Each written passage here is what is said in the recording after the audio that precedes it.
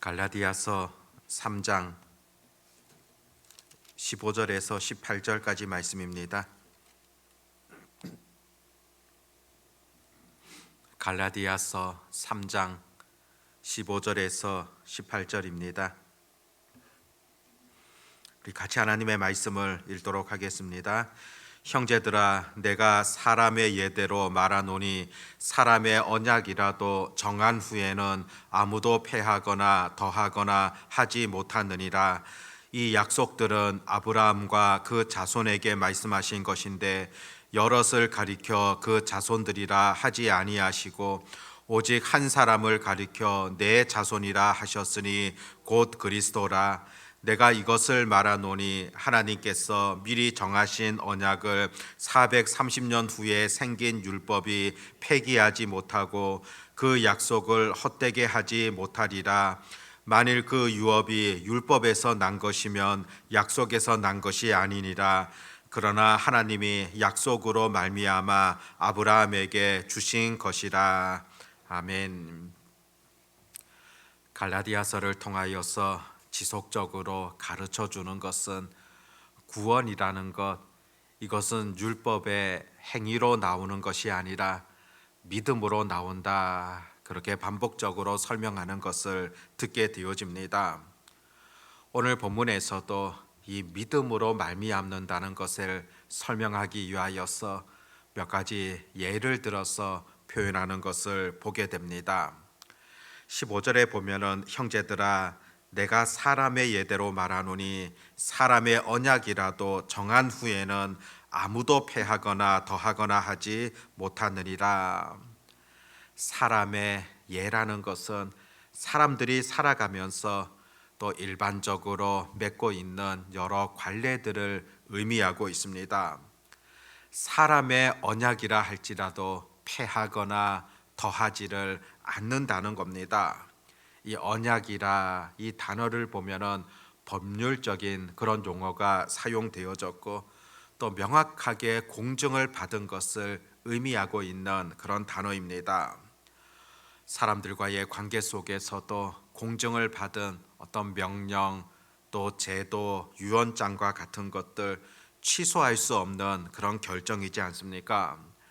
사람들 사이에서도 그와 같은 것들은 어떤 그 계약을 체결하게 되어진다면은 그것을 뺀다거나 또 덧붙일 수 없다는 겁니다. 그것에 대하여서 결코 취소하지 못한다는 겁니다. 사람들과의 그 관계에 있어서도 이 언약이라는 것 이토록 중요한데 하물며 하나님께서 사람들에게 약속하신 것, 그 언약은 어떠하겠느냐는 것입니다. 하나님의 약속을 보면은 16절에 이 약속들은 아브라함과 그 자손에게 말씀하신 것인데 여럿을 가리켜 그 자손들이라 하지 아니하시고 오직 한 사람을 가리켜 내 자손이라 하셨으니 곧 그리스도라. 이 말씀을 보면은 자손이라는 것, 궁극적으로는 예수 그리스도라, 그렇게 표현을 하고 있습니다.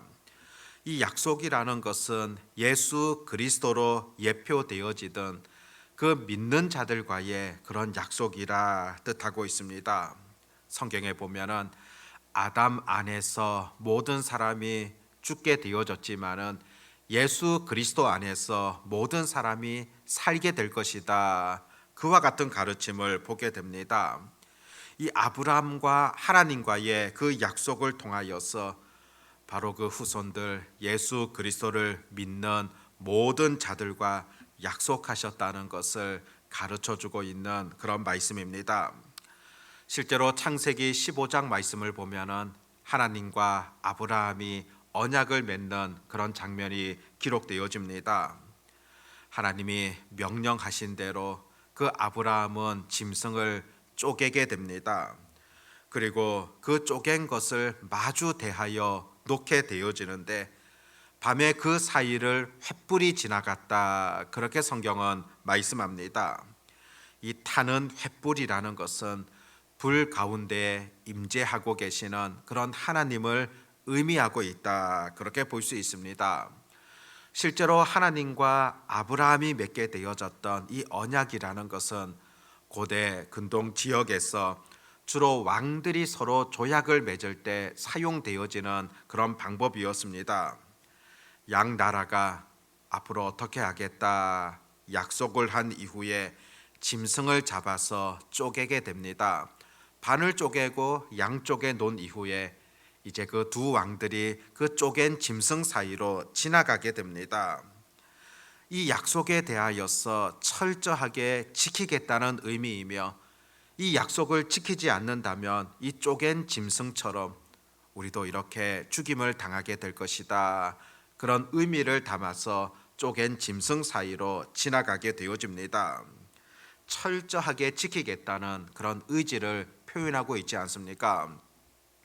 하나님께서도 이 아브라함과 언약을 통하여서 그 쪼갠 짐승 사이로 횃불이 지나감을 통하여서 내가 맺은 이 약속 철저하게 지켜주시겠다, 그렇게 분명하게 아브라함에게 또 예수 그리스도를 통하여 그 믿는 자들에게 약속해 주셨던 그런 내용이라 보게 되어집니다.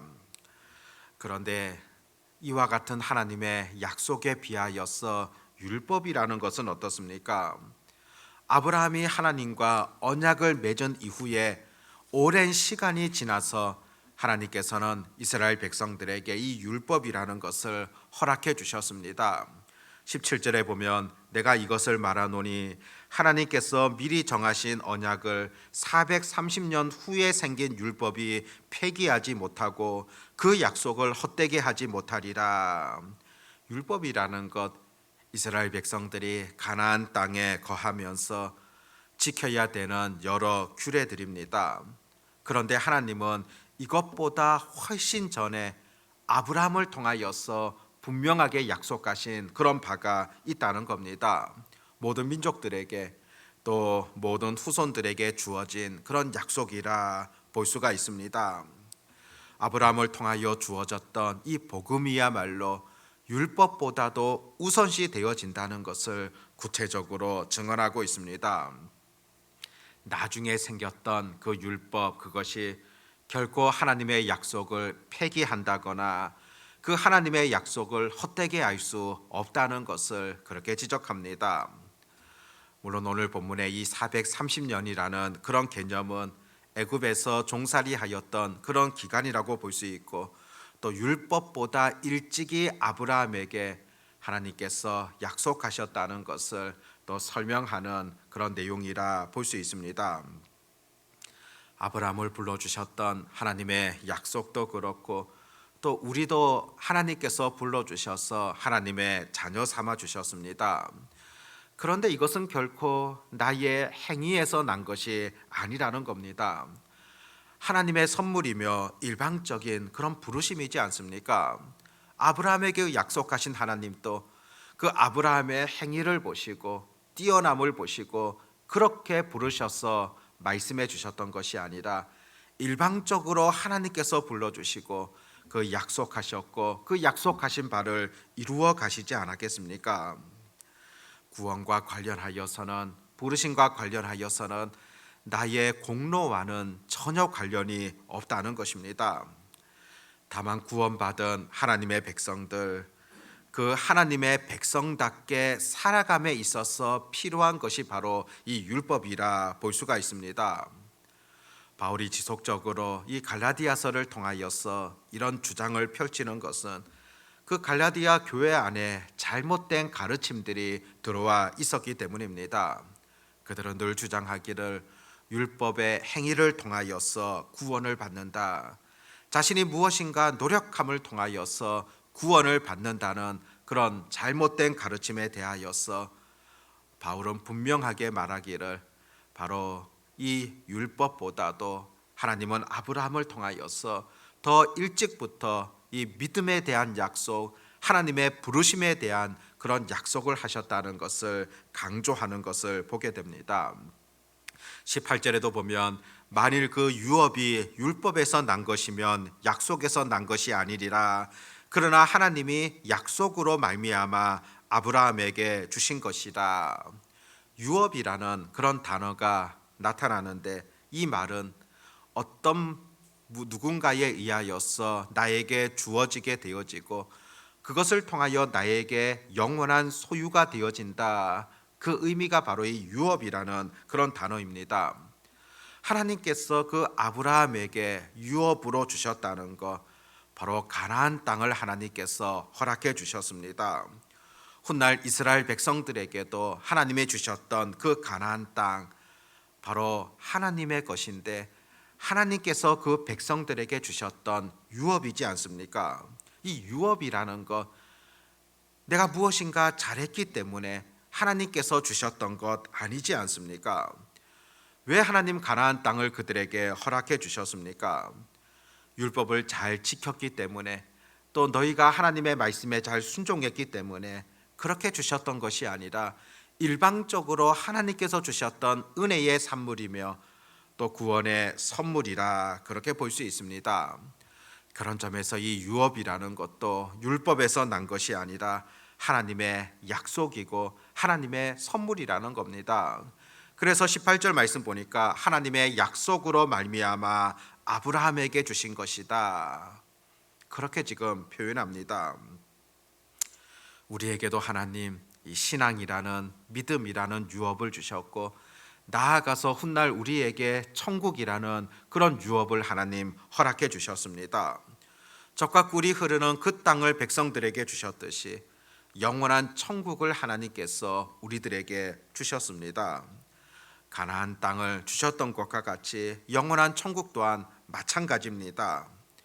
이것이 어떤 내가 다른 사람보다 더 낫기 때문에 내가 더 선한 일들을 많이 행했기 때문에 그렇게 주셨던 것이 아니라 일방적으로 하나님 우리에게 유업으로 맡겨주셨던 것, 하나님의 선물이라는 사실을 믿음을 통하여서 이것을 얻게 되어진다는 것을 우리가 분명히 잊지 마셔야 된다는 겁니다.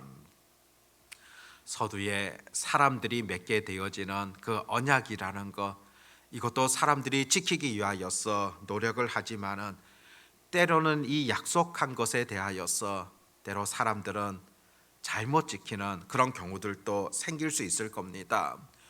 때로는 어기는 사람들도 생길 수 있을 겁니다. 그런데 분명 아셔야 될 것은 하나님께서 우리에게 약속해 주셨던 것, 그것은 분명하게 이루어 가시며 그 약속은 변치 않는다는 것을 우리가 잊지 말아야 된다는 것입니다. 이 성경이라는 것, 이것은 하나님의 약속이지 않습니까? 구약은 옛날 약속이고 신약은 새로운 약속이라고 볼 수가 있습니다. 그리고 성경을 읽어보면 수없이 하나님은 약속하신 것을 이루셨다는 것을, 지키셨다는 것을 우리에게 전해주고 있지 않습니까? 그렇다면 오늘 또 우리가 이 하나님의 그 약속을 굳게 붙드셔야 됩니다. 나에게 구원을 주신 그 은혜를 베푸신 하나님께 대하여서 감사함으로 나아갈 뿐만이 아니라 또 하나님의 백성들의 부르짖는 기도에 대하여서 하나님 들어주시겠다 약속하셨습니다. 그 약속을 믿음을 통하여 오늘도 우리가 기도로 나아가시기를 바라고, 또 내가 너희를 세상 끝날까지 함께 하시겠다, 임마누엘의 하나님임을 우리에게 약속해 주시지 않았습니까? 그 약속을 믿으면서 끝까지 하나님 나를 보살펴 주시겠다, 그 믿음으로 오늘을 살아갈 수 있는 그런 은혜가 우리 모두에게 있어지시기를 바랍니다. 기도하겠습니다. 하나님 아버지, 성경을 읽을 때마다 약속에 있어서 신실하신 하나님, 그 약속을 분명하게 지키시는 그런 하나님을 우리가 분명하게 바라보게 되어집니다. 아브라함과 약속하셨고 그 약속을 온전히 이루어 가셨던 하나님, 그 아들 예수 그리스도를 이 땅 가운데 보내어 주셨으며 또 구원해 주셨고, 우리도 하나님께서 그 신앙, 그 믿음, 천국을 유업으로 우리에게 허락해 주셨던 아버지 하나님, 그 은혜를 생각할 때마다 감사와 영광을 돌릴 수밖에 없습니다. 믿음뿐만이 아니라 우리의 삶 속에서도 기도를 들어주시겠다 약속해 주셨고, 너희들과 영원히 함께 해주시겠다 임마누엘을 약속해 주셨습니다. 이 말씀을 우리의 삶 가운데서 잊지 않게 하여 주시옵시고 약속을 온전히 지켜나가시는 그런 하나님의 분명한 음성을 들으며 우리 또한 하나님 앞에 약속한 바를 따라서 하나님의 자녀답게 살아갈 수 있는 그런 은혜가 있게 해주시기를 간절히 소망합니다.